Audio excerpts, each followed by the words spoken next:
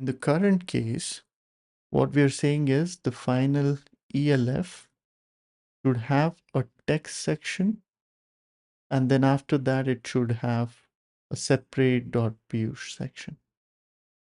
That is what is happening here.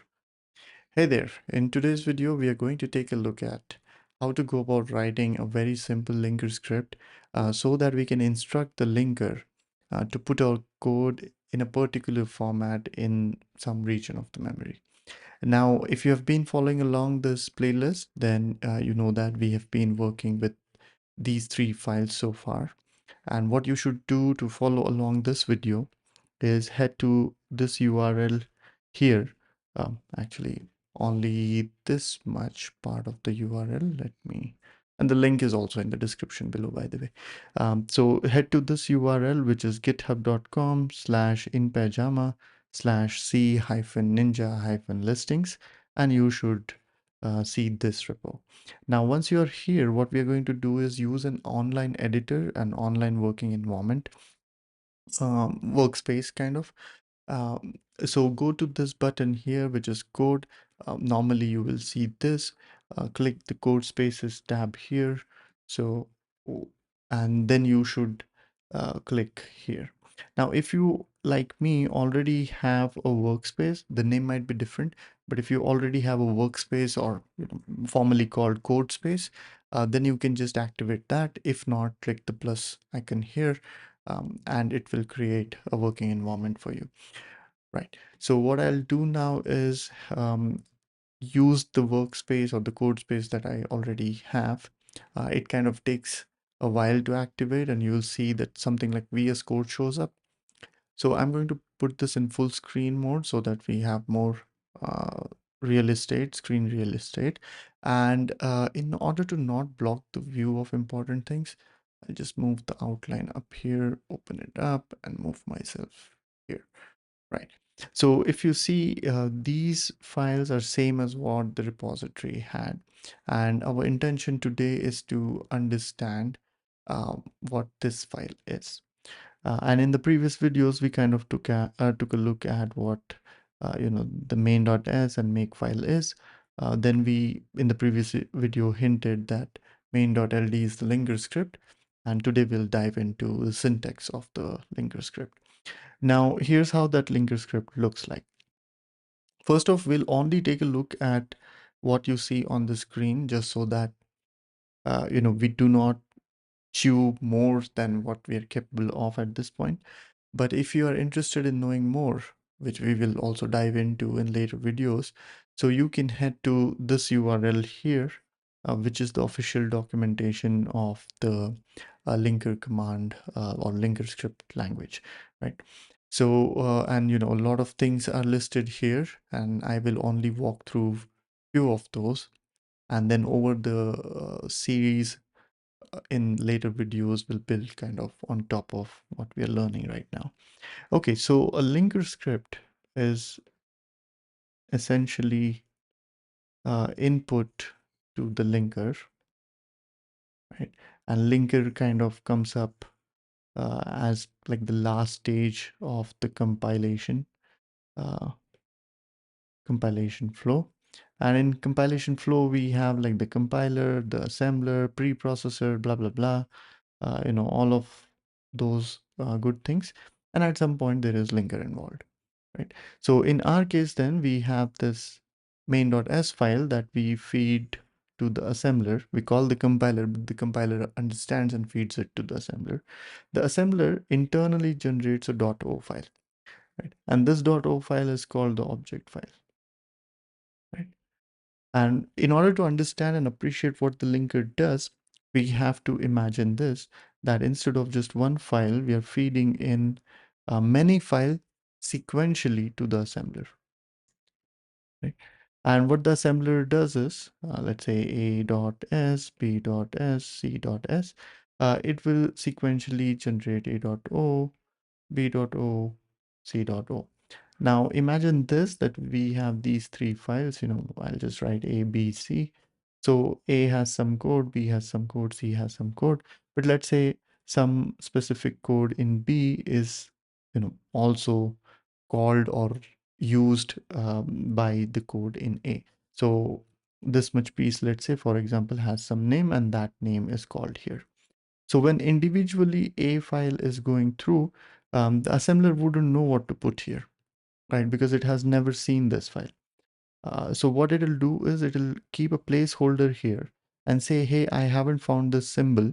I'll leave it for the linker to stitch later. So in this file, then one symbol is missing. Similarly, let's say B file, some content of that was also called from the C file. Then the C file also has one symbol missing, and O file has, let's say B file has like none. So what happens now is we put all of these files to the linker, and then the linker figures out that, okay, in these, all these files, okay, this is the connection, right? So the linker figures all of that out. Now what the linker also does is take all of this, you know, code region, so to speak, and then stitch it together as one file. For example, there are other things that the linker can do. It can also generate multiple files, but let's keep it simple for now. It generates, let's say, one file wherein the contents of A.O, B.O, C.O are very smartly kind of put in one single region with all these addresses or symbol addresses, resolved, right? So that's what the linker does. Now, so essentially you can imagine this linker to be, it takes the code sections and then merges it into a big code section and then resolves the addresses of function calls and other things. All right. So now what I want you to kind of make peace with, because I'm just going to kind of wave my hands. So the part of the object file where the code resides is called the text section, right? Dot text section. And this is kind of, okay, so my code space just gave up on me. So if it is inactive for 5 minutes in my case, it just turns itself off. It shuts down. So let me just reactivate it. All right. So now where were we? Okay, so we were talking about the code section, the text section. So the object file has many sections, many pieces or regions in it. One of the regions is called the text section, and that is the one that has the executable code. There can also be some other sections like the .data section, the .bss section. We'll cover those as we go more towards C language, and when we discuss about how to jump from assembly to a function that is written in C, and that is when this will become even more relevant. And we will revisit our discussion on linker files then. Okay, so then from the ABC, the linker is going to merge the text section. That is what we wanted to do. Now, usually the linker comes with its own linker script that is not visible to us like immediately. It's like internal and with the compiler at compiler or the toolchains location.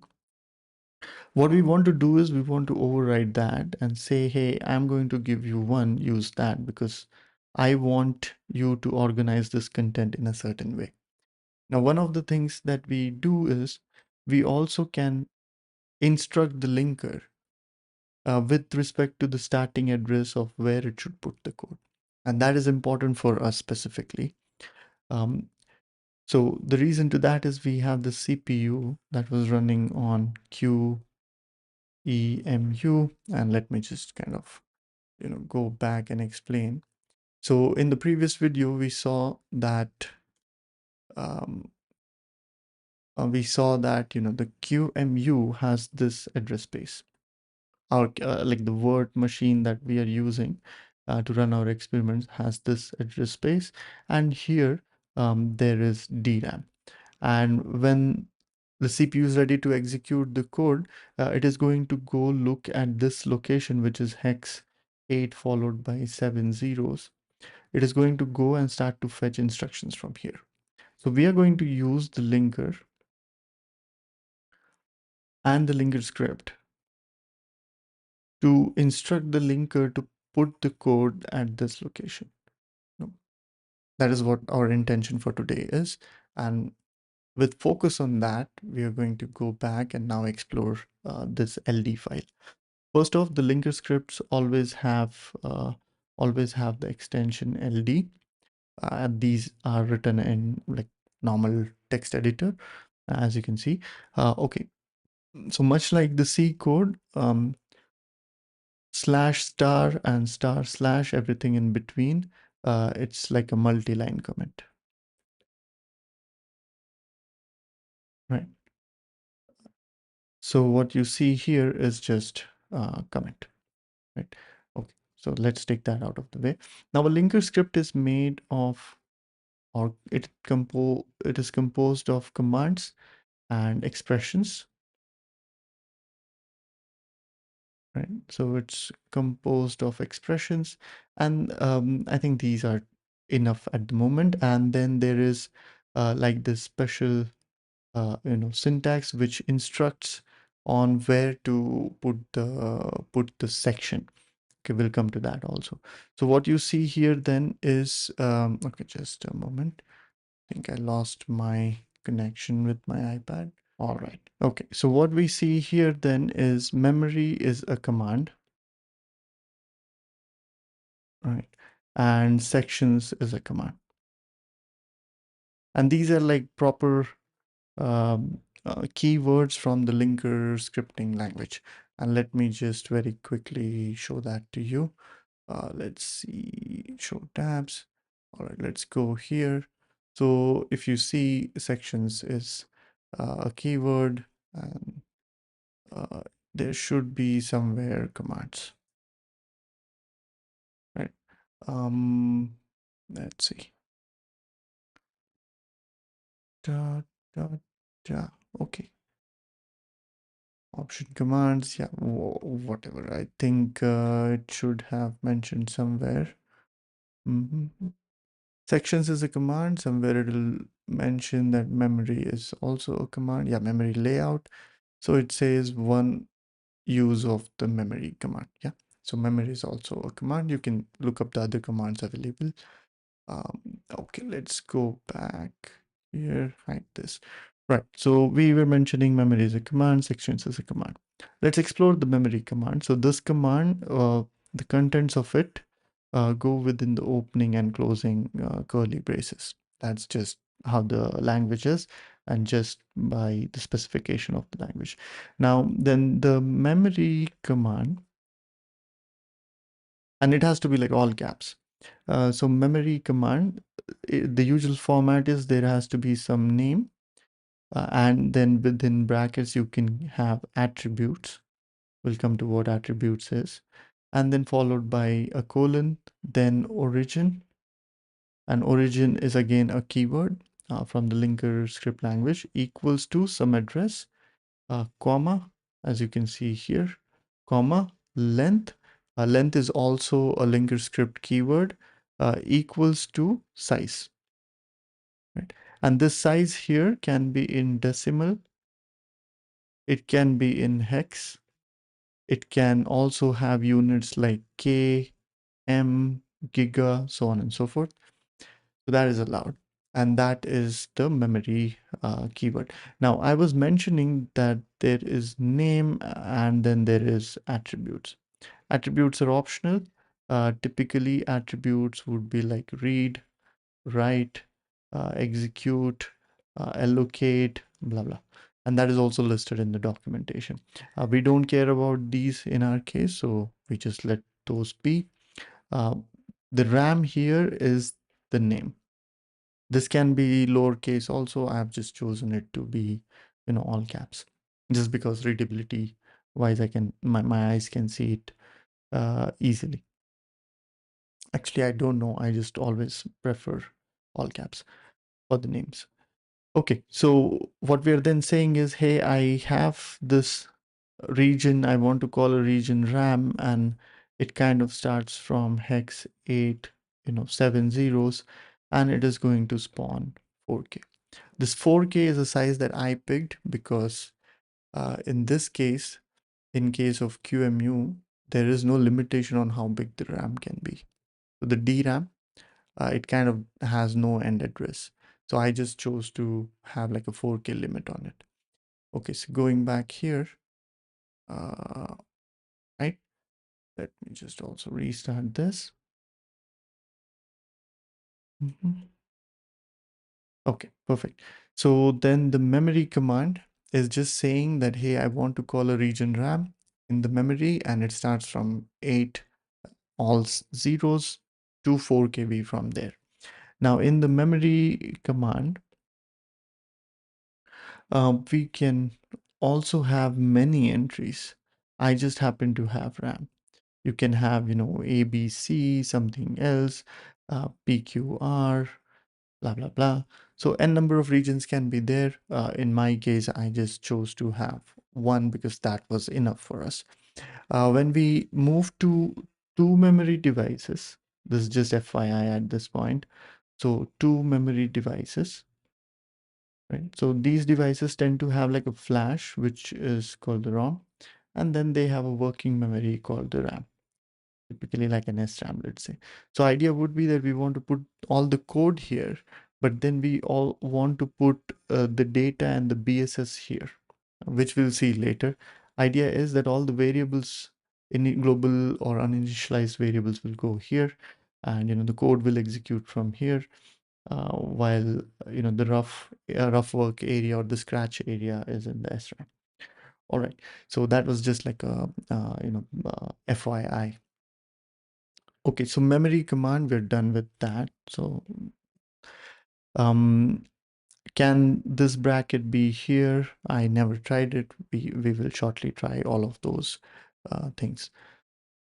Okay, so this is then another command which is called the sections. Now we are saying, hey, in the final ELF that you plan on putting, or that has memory region which is starting from hex 8 all zeros, and it will spawn 4K. What I want you to do is compose the contents of that ELF in sections, right? And here we are saying, hey, I want to create sections, and this is the first section. So we say, okay, I would like to have a text section here in the final output, and that text section is now composed of, so this is the, like you mentioned what the text section is supposed to have, after a colon, open curly brace, close curly brace, and put the instructions or expressions within the brackets, right?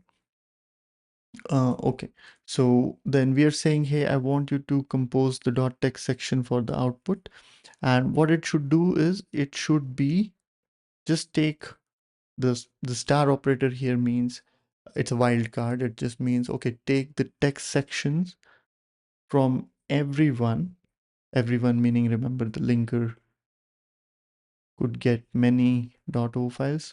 So take text sections from all of them, and not only text, anything that is text followed by anything. So if it was like text 1 2 3 4, text ABC, include all of these as part of this search here, right? And then group them together, and put it where? So we say, okay, group them together and put them in the RAM. So this syntax here, this much part, okay. So this much part, this is essentially saying create the text section which is composed of the text sections of all the files, in our case only one file, and put it in this memory region or section called RAM. So essentially then what will happen is RAM is pointing at, or it starts from hex 8 all zeros. So the text section will sit here, and it will be composed of all the text sections from all the other object files. Right? So that's the idea. Now, if we had some other sections, so it would look like this. Okay, let me actually type it down. So if we had, let's say, more sections, so it would look something like this. I can give it any name. So I say Piyush, and colon, then open close curly brace, then I say put that in RAM, and then let's say star dot, Piyush, uh,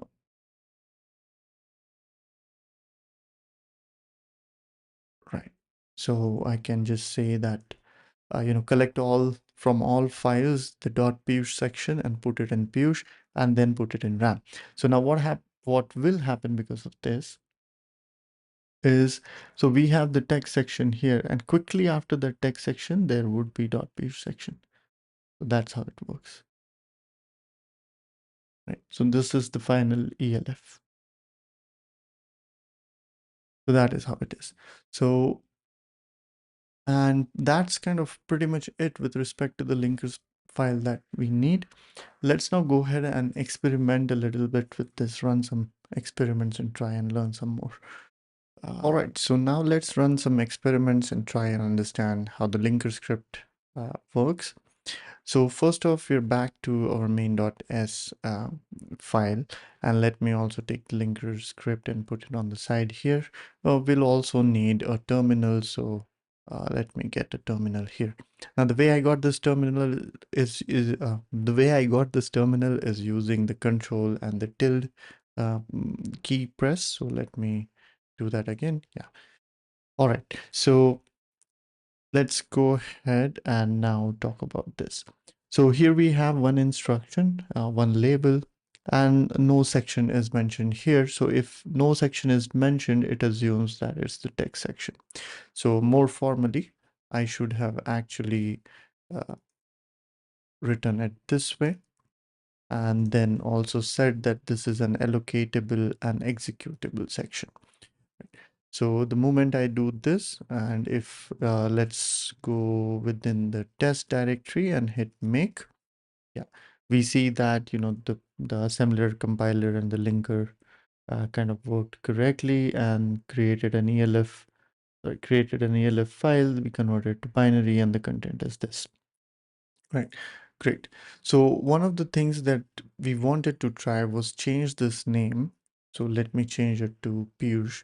And what I'll do now is change this to Piyush. So what this is meaning now is we're saying, hey, okay, sorry. We're saying that what is going on? Okay. We're saying that, take the .piyush section from the .o file generated from this file, so main.o, which again we will not get to see, and then take this and convert it into the main.elf, and within that, in the text section, put the contents of .piyush. That is what we are saying. We are saying create a new section composed of the .piyush section from all the files, and in this case, we only have one file. Okay, so let's go ahead and do make clean, then do make. Again, we see the same outcome, right? And now let me also go ahead and do some analysis on the ELF. So let's do like a read ELF minus A minus W main dot ELF, right? And what we should see is the text section, which starts at exactly the address we intended. And not only that, there's also the start symbol. But I suppose the key is that the section here got created and put at the right memory location. All right, so with this then, let's also try, let's roll this back. So let's make this text. Let's also make this text. Let me go ahead and create another section called Piyush, and what I will do is, okay, should be, oops, it should be dot section. I call it Piyush. It should also be allocatable and executable. Let me just go ahead and write another command, or rather instruction. So that would be x2 gets x1 plus x1. How about that? So we just load 1 into x1 and then add 1 with 1, and 2 should be saved here. Okay, let me save this. And then what I'll first show is that this can also be written like this. All right. So, okay. So then what this means is now we're saying, hey, the final elf dot text section, yeah, make it using the dot text section from all the files, and then also using the dot 𝗵𝗚 section from all the files. So this then will be the dot text section of the ELF. Right? That is the idea here. So these two together will make the text section in the output file. Right. So let's then, go ahead. Why? Okay. Go ahead, do a make clean, then do a make. And if you see, first off, there are now two instructions instead of one like earlier. Interesting bit would be that now let's go and see if these are back to back. So first off, let me get another terminal. So I click on the split. Okay, let me do this again because, right, so I click on this icon here and split my screen. And then I click on this icon here, this one, to full screen it kind of, right? Just so that we have more real estate. And now in first terminal, let me type make QEMU, which doesn't work. Why? Okay, because we got to do make first and then do make, actually do make debug. So that's make debug is the command to launch QEMU. So let me do that. And the QEMU has launched and we don't need this. In the other terminal, I'll type make GTP so that GTP can launch and attach with QEMU. Once we do that, well, first off, let's just look at what just happened. Let me close this. Hey, what happened? I need to exit this. Okay, right. So we're back here. Okay, so first off, there are two instructions here. One is at 8 all zeros and one is at 8 6 zeros followed by 4, which is the next memory location after the 32 bits of this instruction. Now again here, the ABI names are used and the ABI names are also used here while this is using the non-ABI names. What that means is x1, x0, the names of that are like 0 for x0, RA is x1. So that way, and then this is x2, right? SP.